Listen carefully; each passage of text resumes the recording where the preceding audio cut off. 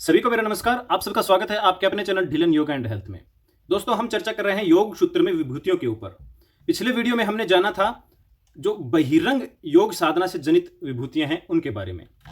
मैंने दो प्रकार की बताई थी विभूतियां, बहिरंग योग साधना से जनित और अंतरंग योग साधना से जनित विभूतियां। बहिरंग योग साधना से जनित जो विभूतियां थी, जो शक्तियां थी, वो मैंने बता दी थी। यम से जनित जो शक्ति थी वो बता दी थी। नियम से जनित जो शक्तियां थी या विभूतियां थी वो मैंने बता दी थी।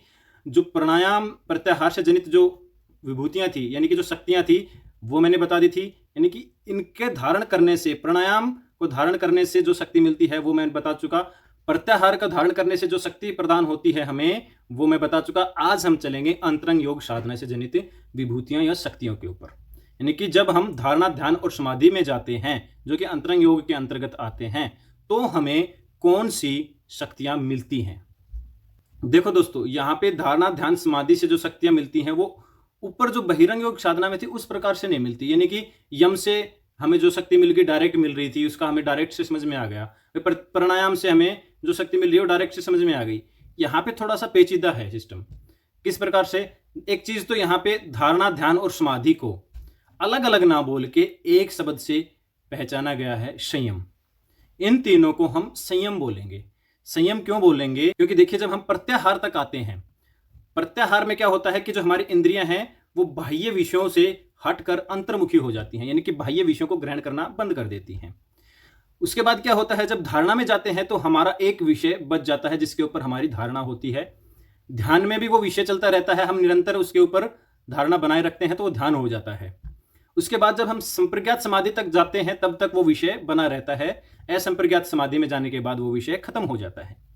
तो यहां पे धारणा, ध्यान और समाधि, इन तीनों में एक विषय बना रहता है। यानी कि उस विषय के अनुसार ही हमें यहां पे शक्तियां मिलती हैं। यानी कि वो विषय क्या है जिसके ऊपर हमारी धारणा है, ध्यान है और समाधि है, उस विषय के अनुसार ही हमें शक्तियां मिलेंगी दोस्तों यहां पे। और इन तीनों को इसीलिए यहां पे संयम कहा गया है। इन तीनों को अलग अलग नहीं बोला गया क्योंकि इसमें विषय एक ही है, इसीलिए इन तीनों को संयम कहा गया है। तो मतलब यहां पे हम संयम करेंगे, ना कि धारणा, ध्यान, समाधि करेंगे। यहां पे हम किसी एक विषय के ऊपर संयम करेंगे और जिस विषय पे हम संयम करेंगे उस विषय के अनुसार हमें शक्ति मिलेगी, यानी कि विभूति मिलेगी। तो हम पहले देख लेते हैं ए पार्ट को। बी, सी, डी, ई ये हम बाद में देखेंगे। आज के वीडियो में सिर्फ हम ए पार्ट, समष्टि जगत विषयक संयम जनित विभूतियां ही जान पाएंगे, क्योंकि 12 हैं, उनको मैं समझाऊंगा तो उसमें समय लगने वाला है और मैं नहीं चाहता कि एक वीडियो 2-2.5 घंटे का बने। तो इसलिए मैं ये बाकी के जो 4 हैं ये अगले वीडियो में लेके आऊंगा। तो पहले पे चलते हैं, समष्टि जगत विषयक संयम जनित विभूतियां। ये 12 हैं, नाम देख लीजिए कौन कौन सी हैं।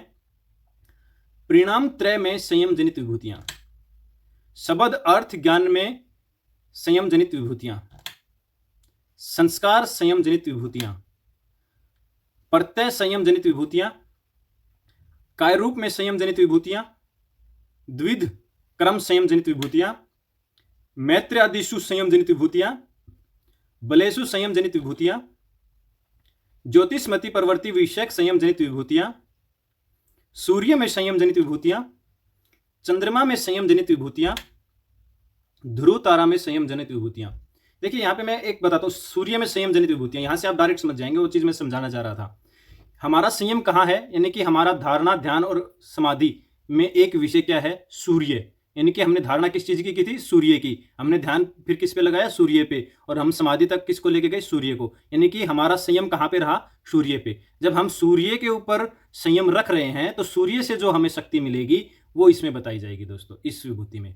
समझ रहे ना आप? तो इसी प्रकार से ये सारे विषय हैं, परिणाम त्रय, शब्द अर्थ ज्ञान, संस्कार, प्रत्यय, काय रूप।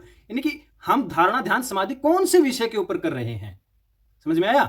कहां हम अपना संयम बना रहे हैं, लगा रहे हैं, उसके हिसाब से ही हमें यहां पे शक्ति मिल रही है। अब पहली पे चलते हैं, प्रणाम त्रय में संयम। अब प्रणाम त्रय में संयम कैसे रखते हैं वो देख लेते हैं और उससे क्या शक्ति मिलती है वो भी देख लेते हैं। परिणाम त्रय में संयम जनित विभूतियां, चलिए देखते हैं। यहां बताया गया कि हर वस्तु परिवर्तनशील है, यानी कि हर वस्तु में परिवर्तन आता है, एक जैसी नहीं रहती। ठीक है, पहाड़ भी है वो धीरे धीरे क्षय हो जाएगा, यानी कि टूट टूट के पत्थर गिरने लग जाते हैं पहाड़ के भी। तो हर चीज क्या है? परिवर्तनशील है, यानी कि उसमें बदलाव आते रहते हैं। इसके परिवर्तन में संयम करने से भूत भविष्य का ज्ञान हो जाता है।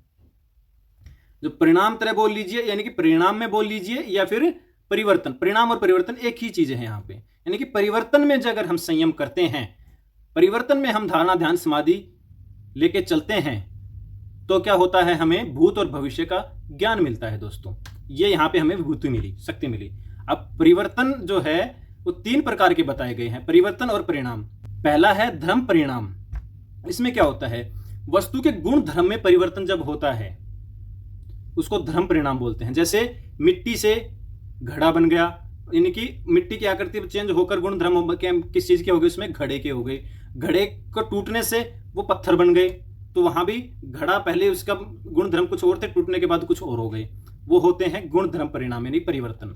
उसके बाद आते हैं लक्षण परिणाम यानी कि परिवर्तन। वो इसके धर्म के साथ साथ ही चलते हैं। इसमें वस्तु के लक्षणों में परिवर्तन आ जाता है। जिस प्रकार से घड़ा जो था वो मिट्टी से घड़ा बना था, यानी कि मिट्टी के जो लक्षण थे, गुण थे, वो अलग थे और घड़े के गुण अलग हैं, यानी कि उसके लक्षण बदल गए। ठीक है, यानी कि पहले तो वो मिट्टी थी, बाद में वो क्या बन गई, पत्थर। और धर्म में क्या था, धर्म में उसकी आकार आकृति बदल रही है। ठीक है, इसमें उसके लक्षण बदल रहे हैं। उसके बाद आता है अवस्था में परिवर्तन।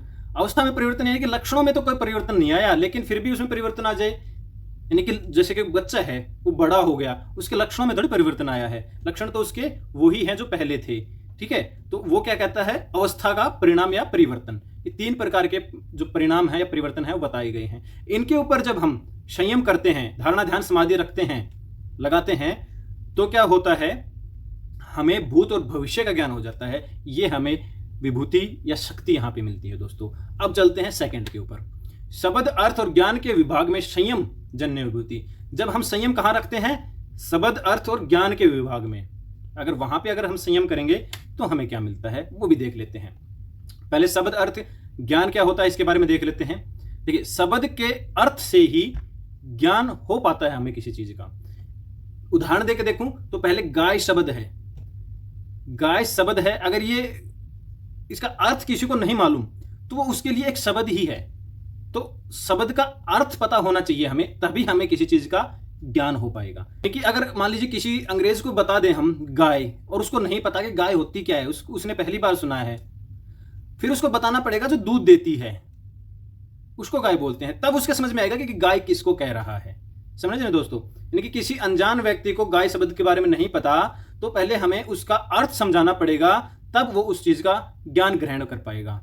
तो ये चीज यहां पे बताई गई है। अगर इस विभाग में अगर हम संयम रखते हैं तो हमें कौन सी सिद्धि मिलती है। शब्द अर्थ ज्ञान के विभाग में संयम करने से विभिन्न प्राणियों की वाणी को समझ सकते हैं। यानी कि इससे हम क्या कर सकते हैं, जो विभिन्न प्राणी हैं इस जगत में, उनकी वाणी को हम समझ सकते हैं और वाणी का ज्ञान हमें हो जाता है अगर यहाँ पे हम संयम रखते हैं इस विभाग में। उसके बाद चलते हैं तीसरा, संस्कार संयम जन्य विभूति। यानी कि संस्कारों में अगर हम संयम रखते हैं तो कौन सी शक्ति मिलेगी वो भी देख लेते हैं।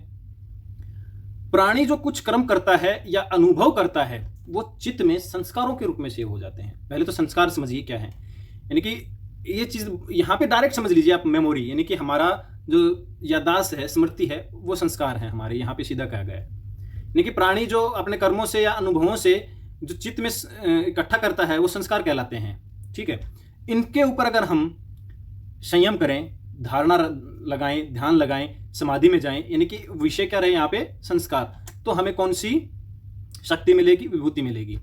तो संस्कारों में संयम करने से पूर्व जन्म का ज्ञान हो जाता है दोस्तों। अब चलते हैं चौथे के ऊपर, प्रत्यय संयम जन्य विभूतियां। यानी कि प्रत्यय में अगर हम संयम रखते हैं तो क्या शक्ति मिलती है वो देख लीजिए। प्रत्यय का मतलब होता है दूसरे के चित्त में संयम रखना, यानी कि दूसरे के चित्त में धारणा रखना, ध्यान लगाना या फिर समाधि में जाना। योगी गण जब किसी दूसरे के चेहरे आदि की आकृति या उसके राग आदि किसी भाव चिन्ह आदि को देखकर उसके चित्त की वृत्ति में संयम करता है, यानी कि उसके चेहरे को या फिर उसके जो राग द्वेष उसके अंदर हैं उनके भाव चिन्ह आदि को देखकर उनकी चित्त के अंदर जो वृत्ति चल रही है उसके ऊपर अगर वो संयम रखता है, यानी कि धारणा रखता है, ध्यान लगाता है, समाधि में जाता है, यानी कि संयम रखता है, तो उस अवस्था में क्या शक्ति मिलती है हमें कि हम दूसरे के चित्त को पढ़ सकते हैं और उसके चित्त के अंदर क्या चल रहा है वो जान सकते हैं। ये विभूति वहां पे हमें प्राप्त होती है दोस्तों। उसके बाद चलते हैं पांचवी, काय रूप में संयम जन्य विभूति। काय रूप मतलब स्वयं की देह, यानी कि अपना शरीर, अगर इसके ऊपर हम संयम रखते हैं तो क्या विभूति मिलती है वो देख लीजिए दोस्तों।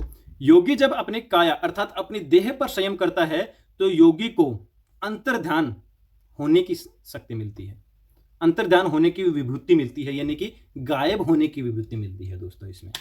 उसके बाद चलते हैं 6th पे, द्विध कर्म संयम जन्य विभूति। 2 प्रकार के कर्म बताए हैं, उन द्विध कर्मों से अगर हम संयम करें उन द्विध कर्मों पे तो उनसे क्या हमें विभूति मिलेगी वो देखते हैं। 2 प्रकार के कर्मों, सोप कर्म निरूप कर्म। यहां पे कर्म इसी प्रकार लिखा जाएगा, यहां पे आप व्याकरण के तौर पे करेक्शन मत करना कि मैं के ऊपर आएगा, यहां पे ऐसा ही कर्म लिखा जाएगा, ऐसे ही लिखा गया है।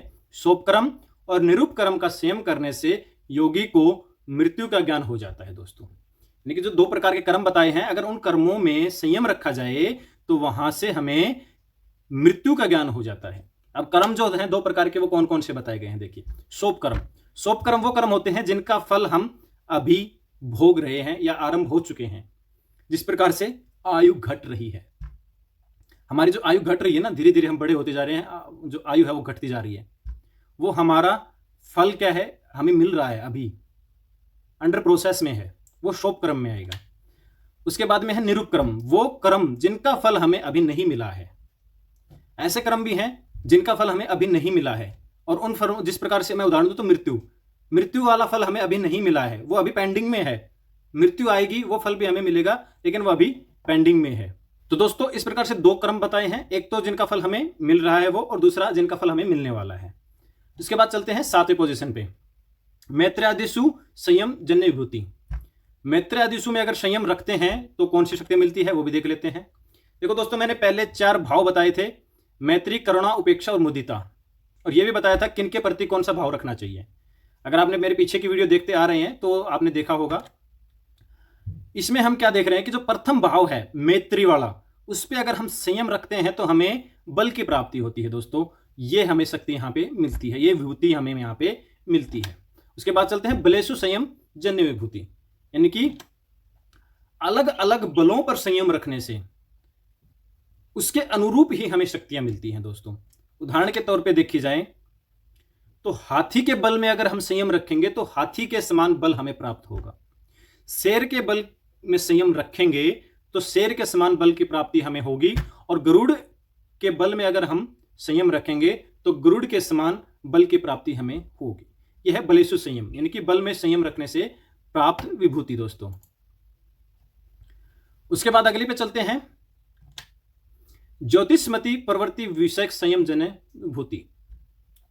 ज्योतिषमती प्रवृत्ति में अगर हम संयम करते हैं तो हम दोस्तों सूक्ष्म छुपी हुई वस्तुओं को भी देख सकते हैं, और दूसरे देश में यानी कि दूसरी जगह के ऊपर किसी वस्तु को भी हम देखकर उसका ज्ञान प्राप्त कर सकते हैं। जैसे कि उदाहरण दिया जाए तो समुद्र में हम रत्नों को देख सकते हैं, पर्दे के पीछे की वस्तुओं को देख सकते हैं, खान होती हैं जहां से रत्न निकाले जाते हैं उनमें हम सोने और रत्नों को देख सकते हैं, जमीन में दबी हुई वस्तुओं को देख सकते हैं। ये शक्ति यहाँ पे हमें मिल जाती है, ये विभूति हमें यहाँ पे मिल जाती है दोस्तों। उसके बाद चलते हैं 10th पोजीशन। ये ज्यादा लंबी नहीं है इसलिए मैंने इसको सिंपली एक एक लाइन में ही समझा दिया। सूर्य में संयम जन्य विभूतियां, अगर हम सूर्य में संयम रखेंगे तो सूर्य में संयम करने से तीनों लोकों का ज्ञान हो जाता है दोस्तों। उसके बाद में आता है चंद्रमा में संयम रखते हैं, यानी कि चंद्रमा में हम धारणा, ध्यान और समाधि में चलते हैं तो वहां पे हमें दोस्तों तारों की जो पोजीशन है, एक्चुअल पोजीशन है, उसका पता हमें चल जाता है, यानी कि तारों की स्थिति का ज्ञान हमें हो जाता है। और लास्ट और अंतिम देख लेते हैं कि ध्रुव तारे में अगर हम संयम रखते हैं तो ध्रुव तारे में संयम रखने से हमें तारों की गति का ज्ञान हो जाता है दोस्तों। तो ये दोस्तों समष्टि जगत विषयक संयम जनित 12 विभूतियां मैंने आज बताई हैं। इसके बाद हम व्यष्टि शरीर विषयक संयम जनित विभूतियां जो 14 हैं अगली वीडियो में लेके आएंगे, यानी कि व्यष्टि शरीर विषयक संयम जनित विभूतियां यानी कि शक्तियां जो हैं 14 वो हम कल बताएंगे। आज का ये वीडियो हम यहीं पे समाप्त करते हैं। आप लोगों को वीडियो कैसा लगा कमेंट बॉक्स में जरूर बताएं। थैंक यू, धन्यवाद।